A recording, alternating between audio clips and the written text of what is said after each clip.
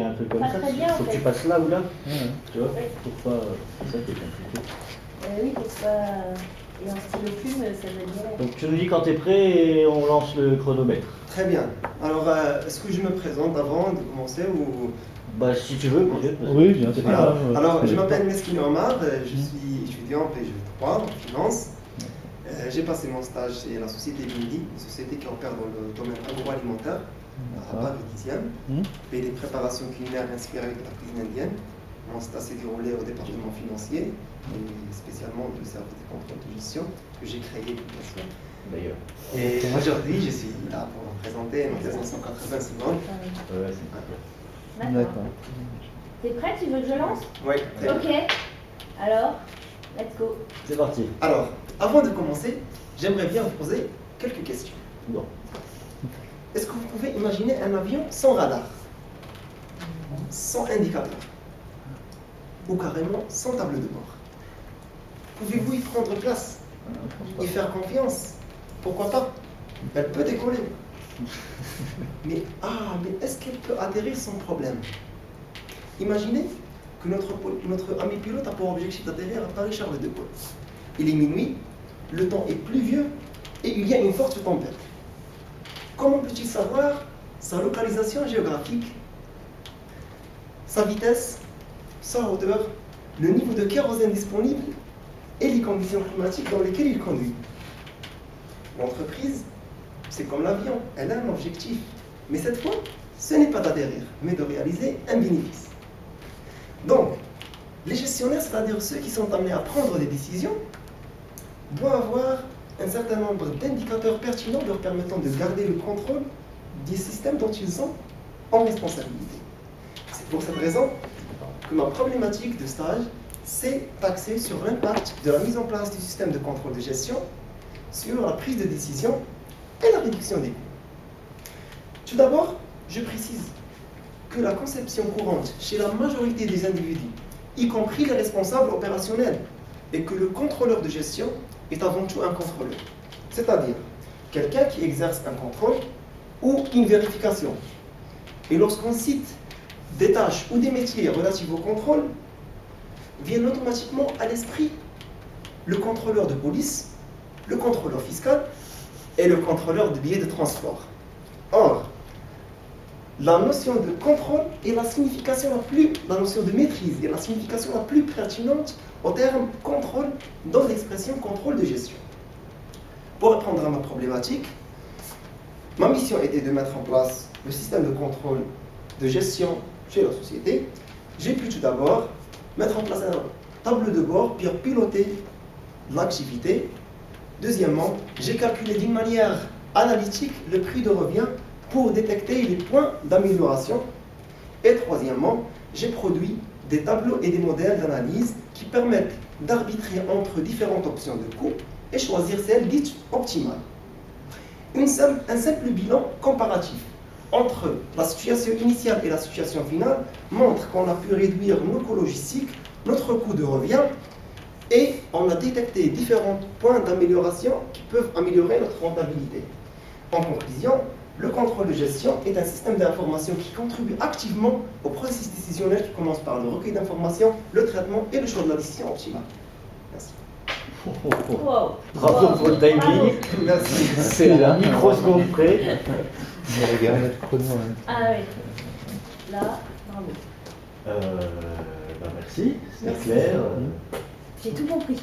T'as tout compris? Ouais. Bah du coup t'as peut-être des questions. Non, non, j'ai tout compris. C'est toujours avec la métaphore. Non, bah si, j'ai une question. Moi, je ne connais pas l'entreprise où tu étais. Oui. Donc, tu es arrivé dans une entreprise où, en termes de contrôle de gestion, il n'y avait rien du tout. Tu avais tout à mettre en place. Oui. D'accord. Alors, je suis venu débarquer dans l'entreprise.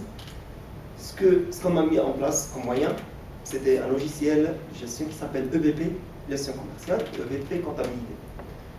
Tout d'abord, c'est un logiciel que j'ai jamais vu et je me suis familiarisé avec ça. Juste pour qu'il se fasse une idée, dans l'entreprise, il y a combien de personnes? C'est quelle taille? On est maintenant 20. D'accord. Ouais. Et le problème que j'ai eu, c'est qu'il n'y avait pas d'information structurée.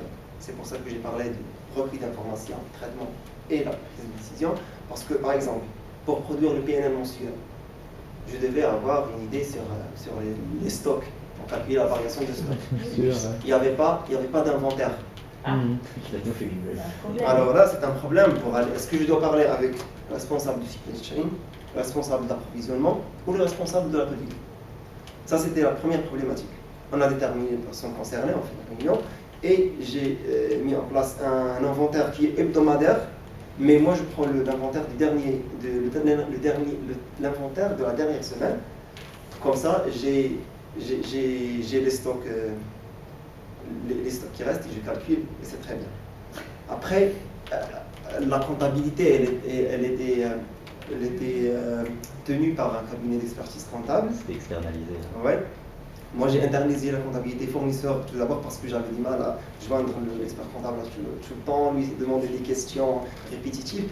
Donc, on a internalisé. Maintenant, on nous a mis le logiciel Quadratus comptabilité et je faisais la saisie comptable, etc. Comme ça, j'ai toute la base des coûts, etc. Bon, et une mission déclenche une autre. Par exemple, lorsqu'on a calculé les coûts, on faisait les inventaires, on a découvert qu'on a un stock qui est énorme. Donc, j'ai demandé ce que je peux voir à l'EBFR. J'ai vu, on a un stock énorme, on n'a pas une procédure de relance client. Et du coup, on a trouvé qu'il y a trop d'argent dehors. Ah bah, le stock, ça On a mis en place une procédure, parce que j'ai rédigé quelques procédures aussi. On relance chaque mercredi, on fait que les relances des factures qui sont arrivées à l'échéance. Les stocks, c'était dû principalement au stock de sécurité, parce qu'on avait une certaine aversion au risque, on ne peut pas tomber dans... Mais c'était exagéré, je vous dis, parce que ce qui a fait ça, c'était une stagiaire et elle a un peu surestimé les valeurs. Voilà, c'était principalement des choses comme Comment ça. on a recalculé le stock de sécurité? Comment? S'il vous plaît. Comment on a recalculé le stock de sécurité pour qu'il soit optimal, selon vous? Le stock de sécurité pour qu'il soit optimal. Oui. Alors, quelle a été votre réflexion Pour en déterminer pour en la déterminer la valeur je vous assure que ce n'est pas moi qui ai calculé, mais le stock de sécurité il est en relation avec le délai de livraison. Ouais. Déjà le délai de passation de commande, délai de livraison et le délai de production. Lorsqu'on... C'est ça. Voilà, bien, c'est ça. pas- C'est la bonne réponse. C'est ce qu'on Non, parce attendait, que déjà, on parlait de calcul. dans mon école, j'ai déjà fait la GP, la gestion de production, on a fait un peu de supply chain, on a fait la MRP2, D'accord.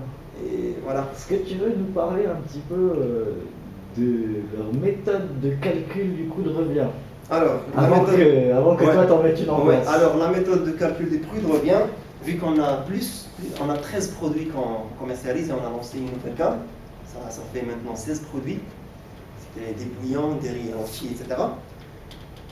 C'était presque une estimation. Par exemple, on prend les riz. La recette, elle est constituée principalement de riz, plus quelques ingrédients. Donc, on estime que, par exemple, lorsqu'il y a des ingrédients qui sont un peu plus chers, que ce produit, il est plus cher que l'autre. Lorsqu'on met, par exemple, de la cannelle, c'est pas comme lorsqu'on met du poivre ou quelque chose comme ça qui est plus cher. Et c'était juste une manière estimative. C'est intuitif. Oui, c'était intuitif. J'ai répété ça. J'ai répété ça. Oui, c'était par l'intuition. Et c'était bien, moi. Parce que la directrice générale, elle est compétente, et elle sait très bien ce qu'elle fait. Même avec ce que j'ai fait, je suis tombé sur presque les... L'intuition était plutôt bonne. Finalement, en recalculant, t'es pas tombé loin. Oui, c'est ça. Voilà, Non, c'était bien parce que c'était simple à faire. C'était simple à faire parce que on a un effectif réduit, on n'a pas trop de charges externes. Du coup, il reste que les ingrédients qu'on a le prix dans la facture fournisseur. Faire un petit modèle Excel et tomber à côté. Pas exactement. Tu nous parles, il y a un élément qui est absent du mémoire en fait, tu ne nous parles pas, c'est le côté humain, c'est-à-dire de quelle façon ça a été perçu, cette mise en place. D'ailleurs, dans ton introduction, tu en parles un peu, hein, le terme contrôle, Oui. pour les anglo-saxons, ils comprennent bien, c'est la maîtrise. Il n'y a pas de souci avec ça. D'accord. Par contre, pour les Français, il y a effectivement ce côté un peu péjoratif, je vais être fliqué. Ouais. Vérifier. Je vais Alors, être, comment est-ce que ça a été perçu, ça Ouais. par Dans, les- dans le par les- mémoire, il y a une citation, il y a l'aspect flicage. Parce qu'on vient, on serre les robinets, etc. Ouais, ouais, tu parles Alors, de ça, mais tu n'expliques pas oui. comment ça a été perçu, si tu as Alors, été bien reçu. Oui, je peux dire qu'il a été bien reçu parce qu'il y avait la structure humaine, c'était des jeunes, principalement des alternants et des stagiaires, parce que Ouais. ils viennent du Moselle. Et ils savent très bien ce que ça veut dire le contrôle de gestion. D'autres qui ne savent pas ce que je fais de la compta, etc., qui viennent me parler de la paix ou quelque chose comme ça. Je sais très bien qu'ils ne savent pas ce que je fais, principalement les gens de la production. Mais ce qui était bien, c'est que les gens avec qui j'ai travaillé, ils ont ils savent très bien ce que ça veut dire, le contrôle de Ils gestion. ont la culture du contrôle Ouais, de gestion. même s'ils ont une formation d'ingénieur, par exemple, le directeur du supply chain, c'est quelqu'un qui a une formation d'ingénieur, elle sait très bien ce que ça veut dire le contrôle de gestion. Le seul problème, c'est lorsque je lui demande une information et c'est pas à jour, c'est-à-dire qu'il n'a pas fait son travail. Donc il y a un problème. Oui, là, c'est On ne un peut pas peu toujours compliqué. actualiser ça parce qu'on a beaucoup de produits. Tu On laisses des travaille lièvres un peu, hein, ça en fait permanence vraiment- sur les packaging, etc. Et d'ailleurs, même quand j'ai calculé, j'ai trouvé que le packaging il est trop cher. C'est pour ça qu'on a réduit les coûts de Ouais. production. C'est dû légèrement au coût de packaging parce qu'on achète un packaging qui est un peu cher avec un design qui est un peu cher aussi. Tu sais que Et il est malheureusement, recyclable pas mal de en produits, plus. c'est l'emballage qu'on vend. Ça hein. qui coûte le plus Ouais. cher. Ouais, Ouais. souvent. C'est vrai. Et c'est ça que tu gères. Ouais. Et déjà on a des recettes dedans pour garder ça comme fiche recette, c'était dans la RSE. Il a un aspect décoratif, moi je voulais apporter des backgrounds, mais il a un aspect décoratif. Et on peut mettre ça comme décor, garder ça dans la cuisine. Ouais, mais en même temps, t'en gardes un, quoi. Pas, Ouais, voilà. Mais non, sinon on peut couper ça et garder dedans, il y a des recettes, etc. Tu peux garder ça comme fiche recette.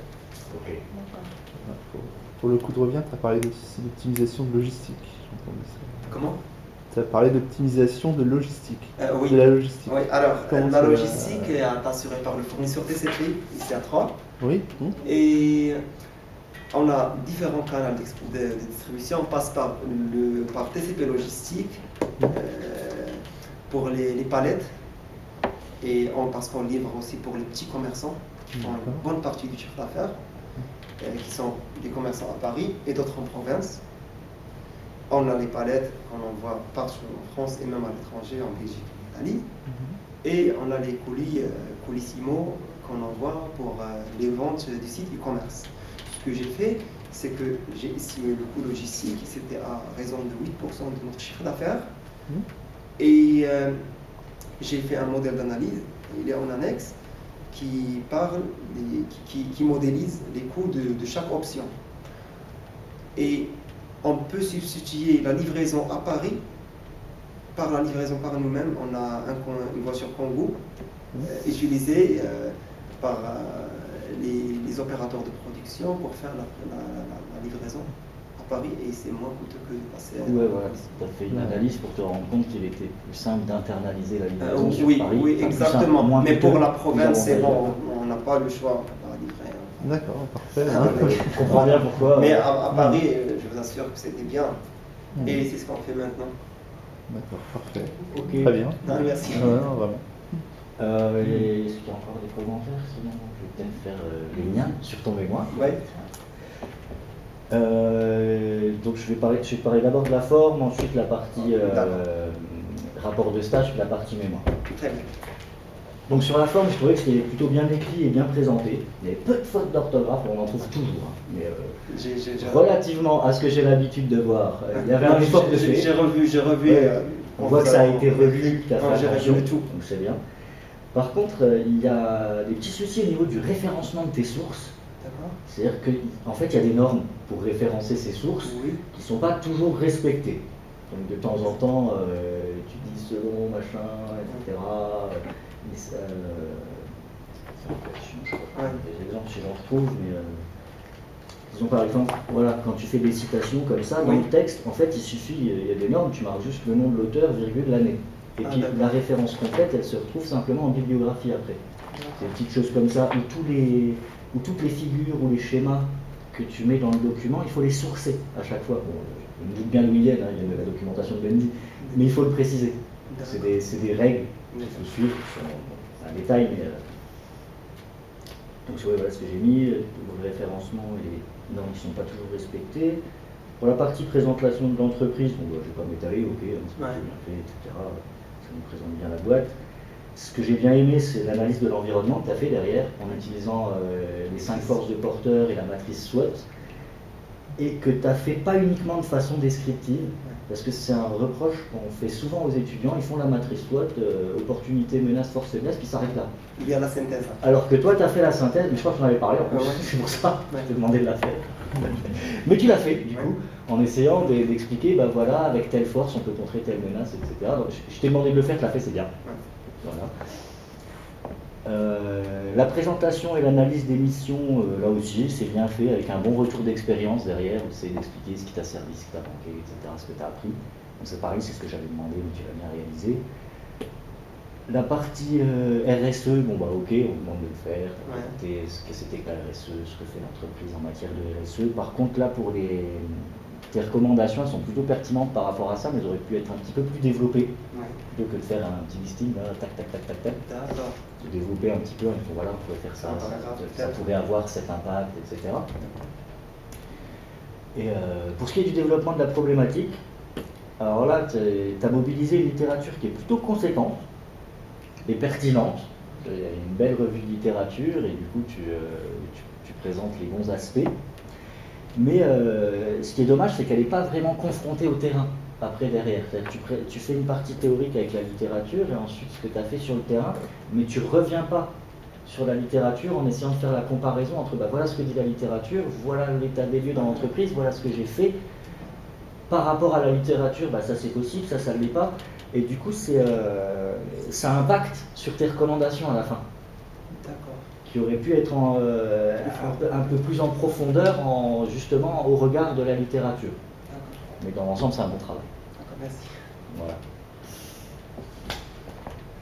C'est tout. Ben, on te remercie. Merci à vous. Merci. Du coup, donc cet après-midi, il y a la suite, je crois que tu as bien un peu le déroulé, et à la fin de la journée, tu auras toutes tes notes. Très bien. Voilà. Merci à vous. Merci, bonne fin de Bonne matinée. journée. Au revoir. Je suis ravi, monsieur. Au revoir. Au revoir.